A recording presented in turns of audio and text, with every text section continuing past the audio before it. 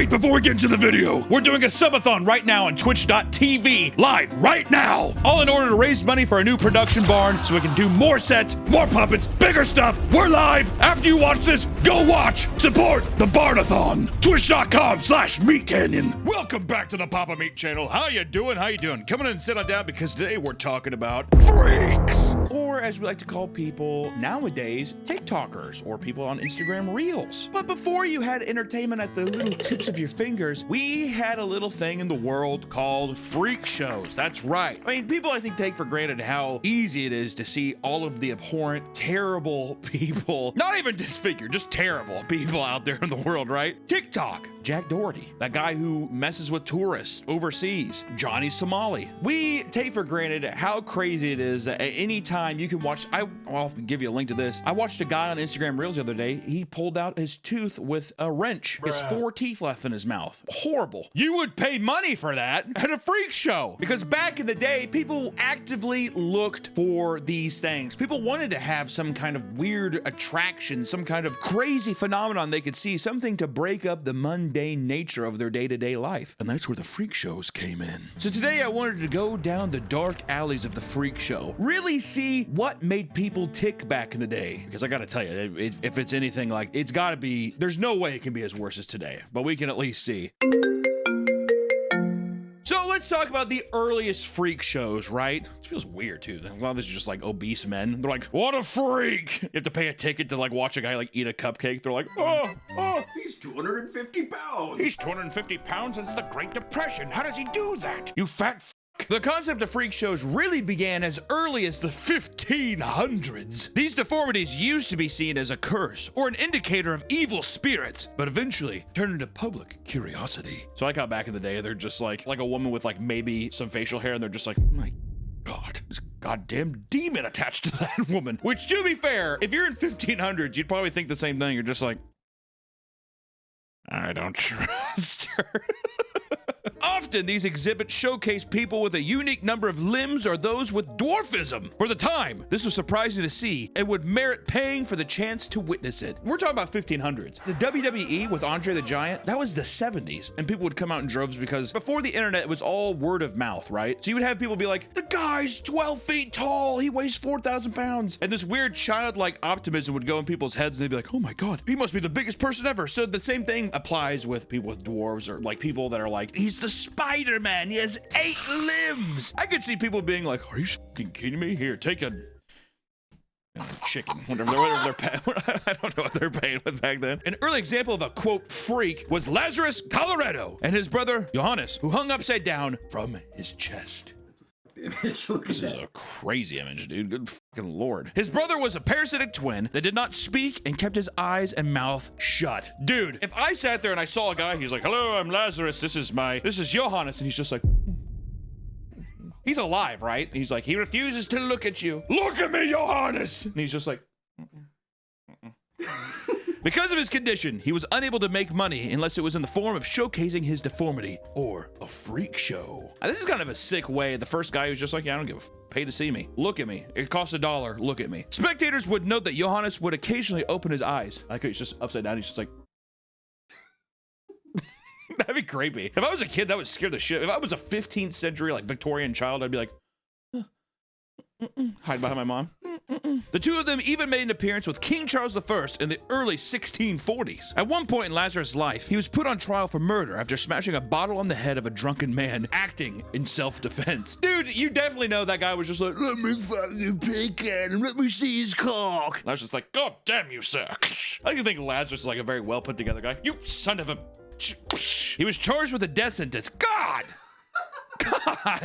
Jesus. But it raised the question of whether or not it was moral to take the life of Johannes, who had done nothing wrong. Yeah, Johannes is just like, upside down. Death to Lazarus, but keep Johannes alive somehow. He's innocent. Look at him. Yeah, that's a death sentence.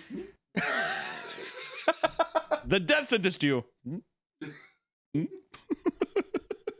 After showing records of the two of them being baptized, Johannes was deemed to indeed have a soul, leading to both of their freedom.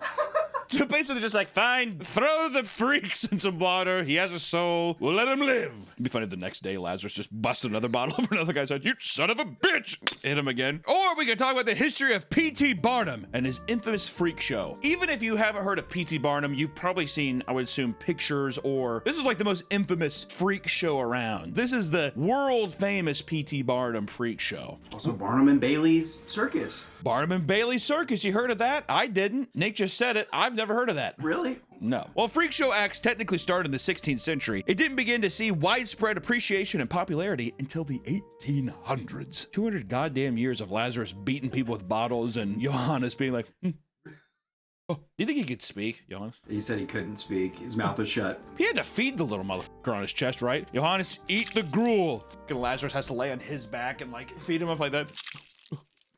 It'd be a crazy session too. Can you imagine getting back shots from Lazarus and all of a sudden Johannes' hands are just like He's feeling a titty. looking like Hector Salamanca, whatever, for Breaking Bad. Lazarus is like, look at me, actor. Look at me, actor. Okay, we gotta move on. Amongst those in circus industry, P.T. Barnum was known as one of the most influential of his time. You may recognize the name for the movie The Greatest Showman with Hugh Jackman that definitely no one saw. In the movie, P.T. Barnum is portrayed as a fun-loving hero that takes in people with unfortunate abnormalities and celebrates them. But in reality, P.T. Barnum was an incredibly selfish man that took advantage of people around him from the very start of his career. Of course, the 1800s fucking freak show runner is not a good guy. I like how people are like, what? P.T. Barnum wasn't a good guy? He's like, Dolphin Boy, get in the tank! He's like, I actually don't know how to swim. Get in the fucking tank! His name was Phineas Taylor Barnum, and he was born in 1810 and proved himself to be a natural entrepreneur. Before he was 21, he was publishing his own newspaper and running a general store, as well as a lottery business. How the f do you start that? Buy a ticket. I'll call some numbers later, maybe you'll win. It's like, yeah, I trust you. He entered the world of entertainment at 25 when he bought the rights to the exhibit of an elderly African-American singer named Joyce Heath. She claimed to be the 161-year-old nurse of George Washington.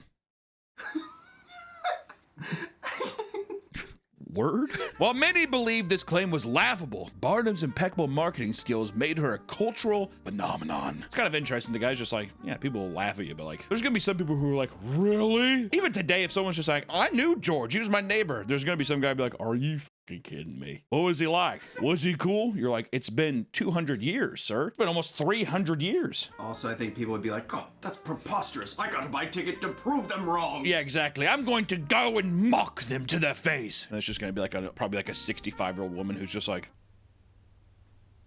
she wins you over. Hello. Oh, she's very nice. He had her working 10 to 12 hours a day. He had her working 10 to 12-hour days until she eventually died at the age of 80. Barnum exploited her to the very end, publicly displaying her autopsy for 50 cents to reveal her actual age as a final performance. What a dick, dude. 200-year-old woman, come see how old she really is. It's just like, she was 80. You got duped! The exit's right over there. In 1841, Barnum created the Barnum's American Museum in New York City, which began the golden age of the freak show. This is eerily similar to Zach Baggins. Is it not? He starts off as a ghost hunter and all of a sudden now he has a haunted museum. What's gonna be next, dude? What is gonna be next, actually? What if he actually captures a real ghost? I was gonna say he starts a brothel. Oh. Zach Bagan's Suck and Fuck Festival. You can come suck my dick if you want and get haunted. I don't know. The exhibits consisted of various items like taxidermied animals and fake historical artifacts. They were often referred to as dime museums. One historical artifact was a trunk of a tree that Jesus and his disciples supposedly sat under. He's like, that's it? I think he sat like this. Well, is it? Yeah. How'd they get that from Jerusalem? It's a dime. Yeah, how'd you bring that over from Jerusalem? Don't worry about it. The hawk guy helped me. It's like a guy with like covered in feathers. Another was known as Fiji mermaid. Rather than being the mummified remains of an actual mermaid, it was simply the torso and head of a monkey sewn to the back of a fish. I've heard of this one. The monkey thing, it looks rad. Looks very cool. P.T. Barnum's like a master. He's actually a master crafter, and they're just like, you should just become an artist. He's like, no! I'm a showman, you see. I have to make my money my only way I can. It's like impeccable work. P.T. Barnum, while incredibly talented, was very driven by greed and was often quick to exploit and deceive people for financial gain. He was commonly attributed with the phrase phrase, there's a sucker born every minute. That's a fucking good phrase though, isn't it? For like a seedy, like, there's a sucker born every minute for me to penny pinch him. His unapologetic exploitation can be highlighted with the biggest breakout exhibit, his human curiosities, consisting of individuals with rare conditions or physical deformities. This would become what is known as the Freak Show. The performers were marketed as freaks of nature or simply freaks. Which now we can finally get into the Freak Show acts, dude. Let's actually start looking at what these people are. Starting with General Tom Thumb. Born in 1838, Charles Stratton lived with pituitary dwarfism, meaning his body was unable to properly produce growth hormones. This heavily impaired his development. Hasbulla. Have you seen the video of Mike Tyson kissing Hasbulla? How creepy is that? Did you see he got interviewed and he's like, I thought he was a kid. That's what I do to kids. I don't know, man. That's how I am with children. Yeah, I didn't know if you actually knew it. Like 26 years old. Yeah. I didn't know he was a 30-year-old man. He had stopped growing at 6 months old and only grew to a maximum of 3 feet 4 inches in his lifetime. It's kind of tall. Taller than Hasbulla, right? When P.T. Barnum was made aware of this man's condition, he saw an opportunity. He urged his parents to let him take Stratton under his wing in order to turn him into an entertainer. Now they're just like, let me take your baby, man, and I'll be able to produce gold with him. They're like, okay. I imagine the 1800s too, they're just like, you could have just walked in and grabbed him. Take him off my back, literally. He's on my back like a seed tick. Jesus. Because of his abnormal height, finding a job was no easy task. So he took him up on his offer at only 4 years old. Oh my That's God. actually, I thought he was a full-grown man. He's just a child. How do you even know that there's something wrong with him? It was the size of a goddamn, like a volleyball. Let me take your ball, child. 1840, how did he hear about him? He must have been walking by. Ooh. Ooh. Oh my good God. Look at you, little man. I'm 4. That's the strangest 4-year-old I've ever seen. He learned to sing. He learned to sing and dance while dressed in elaborate outfits. He was also known for his impersonations of famous people and was regarded as a talented comedian. He got talent. He's just like, stop doing the Rockefeller impression and get back in your monkey outfit. God damn it. Under his stage name, General Tom Thumb toured with Barnum for 3 years and made a fortune from his success. He even joined Barnum as a business partner. Damn, this looks like it's getting in there. In 1884, Barnum even went on tour to Europe, bringing Stratton along to perform in front of Queen Victoria. Stratton passed away from a stroke in 1883 at the age of 45. It was reported that 10,000 fans attended his funeral. That's actually kind of sick. I mean, like when I heard the 4-year-old thing, I was like, that's crazy, but don't get me wrong, he exploited the shit out of him. But it seemed like they were actually like in cahoots with each other, or, you know, he seemed like he got a good cut of the pie, hopefully. Which even the smallest cut of the pie would be pretty big for him. Okay. Next up, we have the Bearded Lady. One of the most iconic staples of the old school circus freak show was the Bearded Lady, aka Annie Jones. Born in Virginia in 1865, it was reported that she came out of her mother's womb with a chin covered in hair. Her money-hungry family sought to make money off of their daughter, sending her off to P.T. Barnum's New York exhibit before she was even a year old.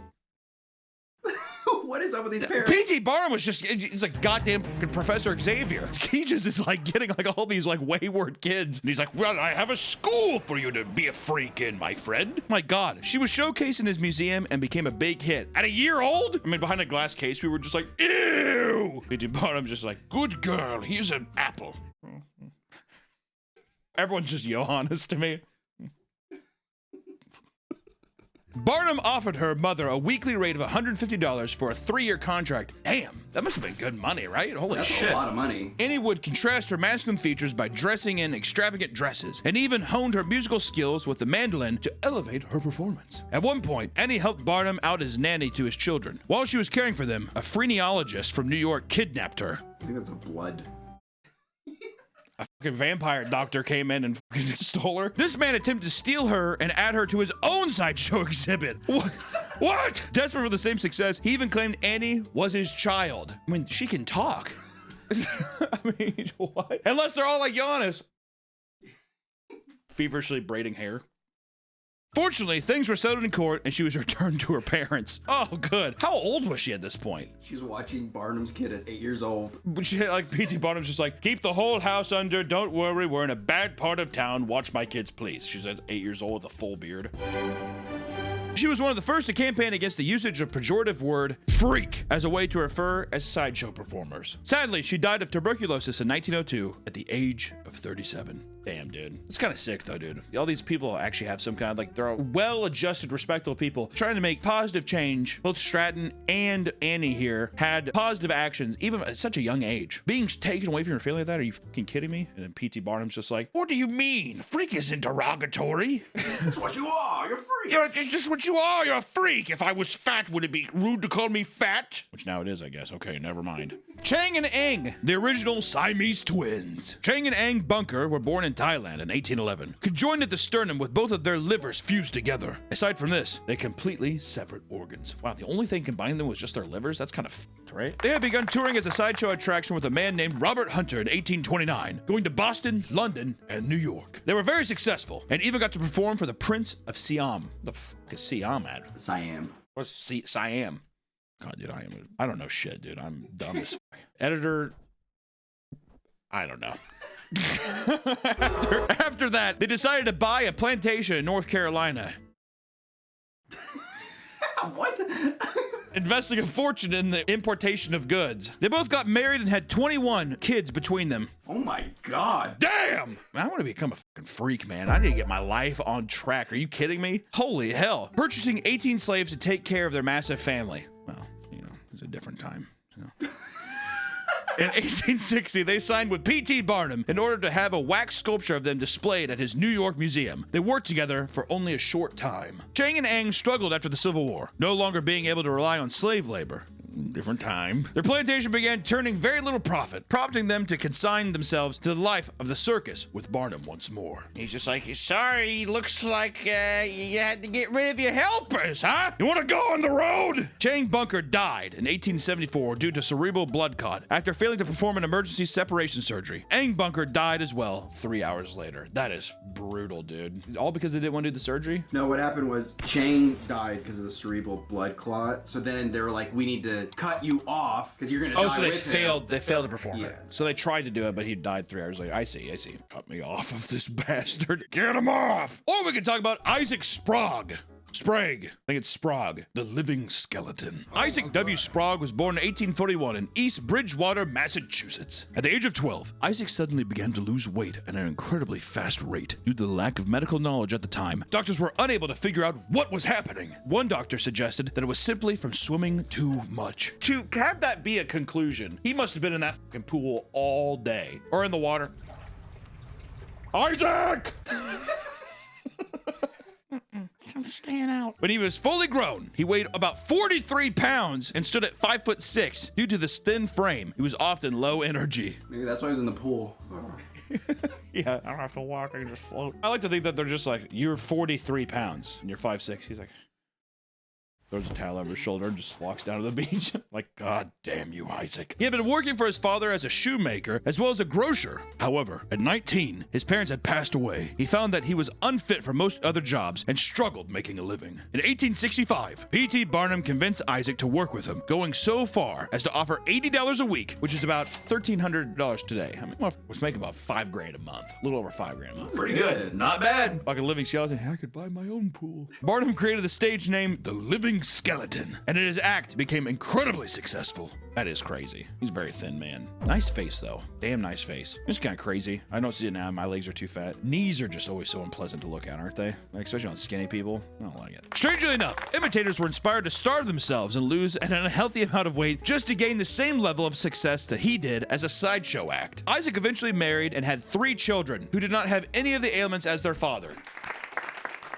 I'm telling you, dude, they are putting us all to shame right now, aren't they? Holy hell. He attempted to take a break from the circus work to be with his family, but eventually had to return to make ends meet. It was known that Isaac heavily disliked the job, likely for the constant ridicule he received for his appearance. Yeah. I'd love to sit there and be berated the entire 12 hours a day. Can I please? He had also become too weak to easily perform his job, to the point where he was forced to wear a flask of milk around his neck to make sure he had enough energy throughout the day. Pours in a little tub in front of him. He's like, Isaac, you're supposed to drink it, not swim. Okay. As the show began touring around the world, Isaac developed a bad gambling habit. The money that was meant to support his family was being used to feed his addiction. Can you imagine seeing the little muff got like a blackjack table? Hit me. You have 19. Hit it. All right, that's a 24. Ah, shit. Gets up out of the table. You can't swim away from this game.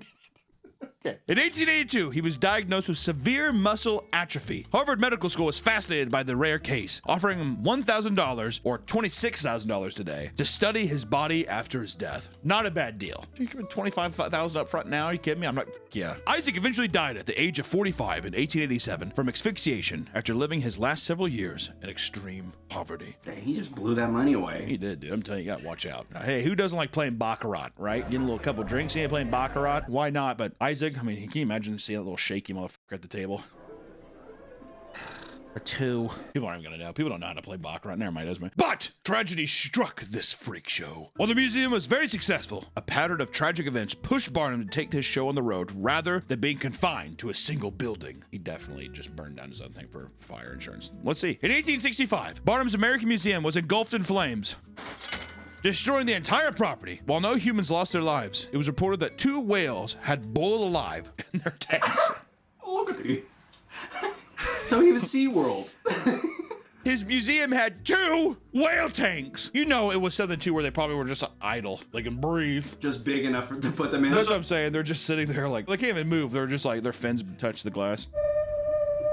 He's like, well, at least they're breathing there. They gotta be happy, right? Hitting the fucking glass really hard. I love you! After it was fully rebuilt, another fire had destroyed the property in 1868, only 3 years later. The water used to extinguish the flames had frozen over, covering the building in icicles and inadvertently creating a dazzling spectacle. It does look pretty sick, honestly. Barnum decided it was not worth to keep rebuilding, opting to take the show on the road instead. It seems something like, is there an insurance scam there? I bet he was a competitor. That's what I'm saying. Well, yeah, if people are starving themselves, some fucking anemic guy walking up, I haven't had a fucking piece of bread in 3 days. You, Barnum. But because of these fires and not wanting to rebuild, it ended up creating the greatest show on earth. His new show was established in 1870. P.T. Barnum's Grand Traveling Museum, Menagerie, Caravan, and Hippodrome. You gotta shrink that name. Okay. This was thanks to the completion of the Transcontinental Railroad, allowing circuses to easily relocate their animals and equipment, like the whales.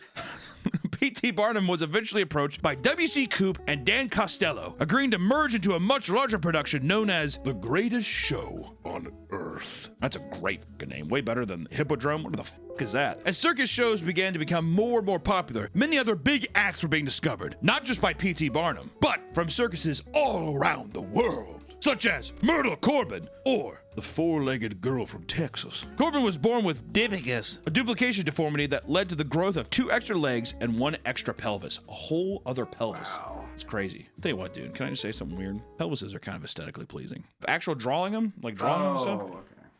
You know, I don't have to fucking defend myself, dude. I said what I said and I meant what I said, Nick. You look disgusted there. Oh. The bone? Yeah. Oh, okay. The bones. Well, yeah, what do you think I meant? I don't know. You know, like when a girl has a nice pelvis, nice abs, you see like little bumps from the pelvis there? Oh, okay. So, but you're not talking about just... I'm not even having this conversation anymore. Well, this is going nowhere. Soon after she was born, her father would charge people a dime to come up and look at her. Hey, you, come here. Give me a dime. All right, have a good day. They got the attention of Barnum, who snatched her up and had her performing as young as 13 years old. I'll tell you what, Barnum finds a fucking way to find you, doesn't he? Like, I like to imagine once again it was her like walking by like a fucking crab. Good God! She made enough money to retire at only 18 years old. That's awesome. That's fucking sick. The success of this attraction led many people to create fake prop legs in order to mimic the attraction. As she had a successful career, married, and had 4 children, it was said that different children were born from each orifice. Awesome.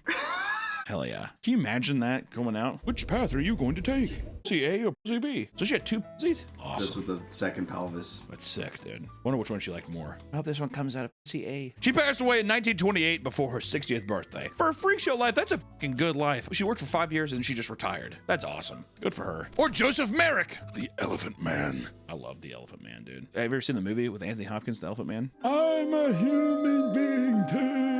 You ever see that? All right. Joseph was born in 1862 and looked like any other healthy child. At the age of 3, he began to develop swelling across his whole body that continued to grow to alarming sizes. In his early years, he struggled to find a job after leaving school. Due to his disfigurement, he could not perform certain tasks and had to look extra hard for sustainable work. His dad helped him gain the proper license needed to become a door-to-door salesman, but would shock and scare off those that answer the door. First off, way to not have any intuition. So you look odd. Let's have you do something where you have to approach strangers and talk to them. Doy? After being beaten by his father for his poor sales. God damn! You're not selling enough globes. I'm sorry, Dad. I did not want to buy it for me. He ran away from home. At this time, he was homeless and eventually admitted to the Leicester. Union Workhouse, which helped out the poor by giving them work, food, and water. The conditions of this place were more so like a prison. His growing deformity took away his ability to perform any sort of physical task. In desperation, he offered to put himself up in a freak show, and soon he was being paraded as a man that was half elephant, half man. It's so fucked up. You know, like, it's something too that I like to imagine they came up like just like that. You're an elephant.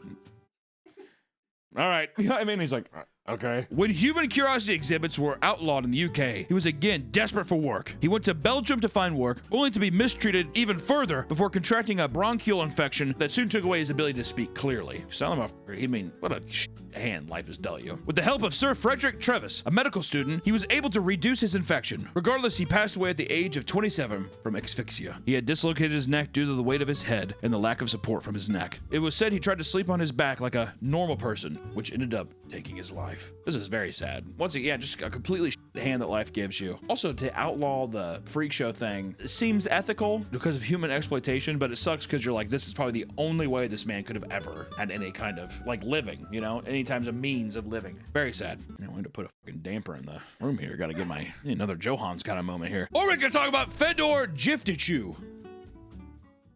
Jeftichew? He was Jojo the dog-faced boy. Now we're back in it. Fedor was another one of the most famous sideshow performers. Born in St. Petersburg in 1868, he was brought over to the U.S. when he was 16 to work with P.T. Barnum, because P.T. Barnum always finds a way.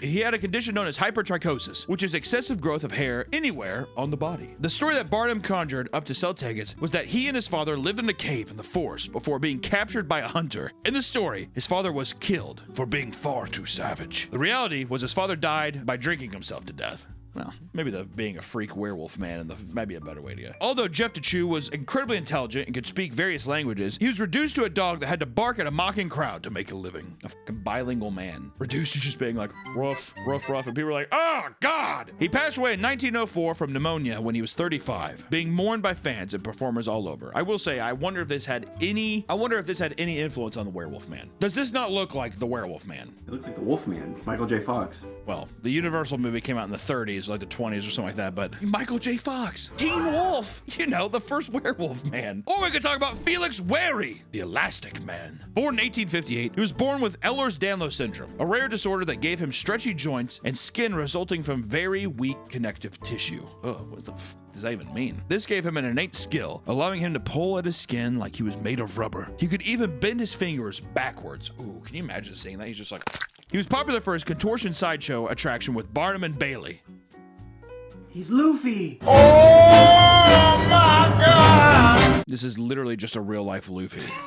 Makes me sick, dude. If I had a stretchy, if I was Elastic Man, you better hope I could stretch my cock. Would be the final. You have like a little pig, kind of tiny, and people are just like, haha, they laugh at you, and all of a sudden he's just like, oh really? People are like, oh. Would that not be the best way to end your show? Or Grady Stiles, the Lobster Boy. Grady Stiles was born in 1937 with leading to a deformity in his hands and feet that gave him lobster claw-like hands. He was unable to walk due to the shape of his feet. His father already had the condition and was part of a freak show, which led him bringing his children along to join the act. Stiles was known as a Lobster Boy at age 7, so his dad was the Lobster Man. This is kind of sick, though. His hands do look like lobsters. I gotta say, his get-up's kind of sick, too. They got that old boy splayed open, though. Close those legs now. The past 6 generations of his ancestors had this same condition dating back to 1840. The condition seemed to be genetic, leading to a large family with similar appearances. They ultimately created a family circus group called the Lobster Family. The family gained amazing wealth for their performances. Oh, good. But Stiles struggled to cope with those that resented him and treated him with disgust. His answer was a turn to alcohol.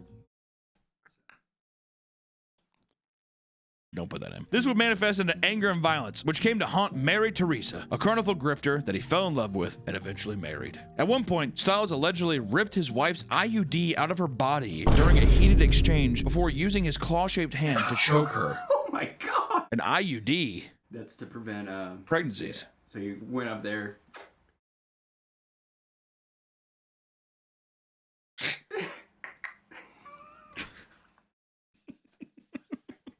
This would lead to a horrific event in which Stiles murdered an innocent man out of pure anger. lobster boy Angie. His daughter Donna wished to marry a man named Jack Lane. Stiles heavily disapproved, but Donna was eager to escape her dangerous family life and insisted on living with him. Stiles insisted that he would kill him if it were to ever happen. When things calmed down, Stiles and Jack arranged to meet to discuss the marriage. When they met, Stiles pulled out a shotgun and murdered him in cold blood.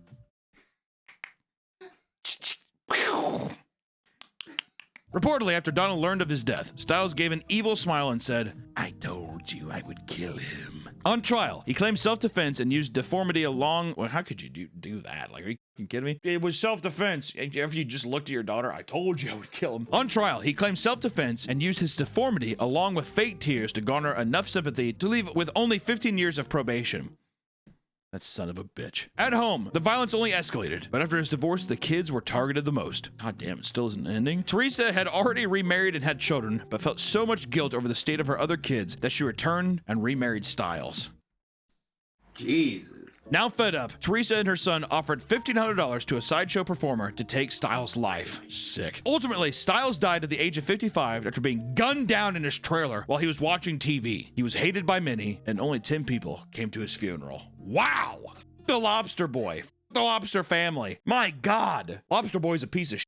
But then we usher in the era of the end of the greatest show in the world. In the 1890s, people became less interested in freak shows due to the ethical and moral issues with parading people's misfortunes for entertainment. Around this time, P.T. Barnum died of a stroke at 80 years old. In 1898, famous sideshow performers staged a labor strike during a UK tour in order to demand the removal of the word freak on all advertising materials. This event was dubbed the Revolt of the Freaks. Ironic. Let's remove the word. Freaks, and then we'll put the Revolt of the Freaks. There you go. In the coming years, medical advancements brought along a better understanding of what was going on with these people, which took away the mystery and magic of human curiosities. It didn't help that the animals held in captivity were mistreated horribly as well. The freak shows eventually died in the 1940s due to federal laws, prohibiting the discrimination of people with physical disabilities. Way to go. Barnum and Bailey's circus slowly evolved into the Ringling Brothers and Barnum and Bailey, which is still running to this day. Kind of crazy to think about. I think they just canceled that. Oh, they just... Okay, never mind. It just got canceled. Never mind, it is just gone. The circuses of today are not much better. I think it's still this weird area of animal abuse, you know, exploiting people. I think circuses, the idea of circuses are still very controversial, yet it still brings in crowds. Whether the ethics of it, it's still something that happens today. Personally, I'm just like, let's not chain up animals and do what, I mean, like, we have enough, the internet gives us all we need, which that leads me back to the internet. I sincerely believe that vertical content, as we know it, reels, shorts, TikToks, are the future and the mainstream way of the P.T. Barnum production now. Only this time there's no ringleader. The only ringleader is people's need for likes, notoriety, the need for attention, the disconnection people feel nowadays that they try to actively get online. That's the freak show. Even with the things we do on this channel, you could say is a freak show. The participation in weird events just to garner likes and clicks. It's a horrible thing, but people crawl out of the woodworks to be their own P.T. Barnum for themselves and raise their own kind of attractions. And my God, I don't see that going anywhere anytime soon. It seems like kind of a thing that'll continuously evolve as time goes on. Now it's vertical content. What will be next? I don't know. But all I know is the freak shows of the past, the people who participated in those, seem to be much, much more respectable than the Jack Dohertys, the Jesse Somalis of the world that we have now. Johnny, whatever, doesn't matter. He's in South Korea, he's gonna die there. The freak shows were a thing of the past, and I'm glad that we're moving in the right direction by just having the freaks come out and parade themselves around for free. That's freak shows for you. Thank you guys so much for sticking around and hanging out with us today. We will catch you in the next one. Bye-bye.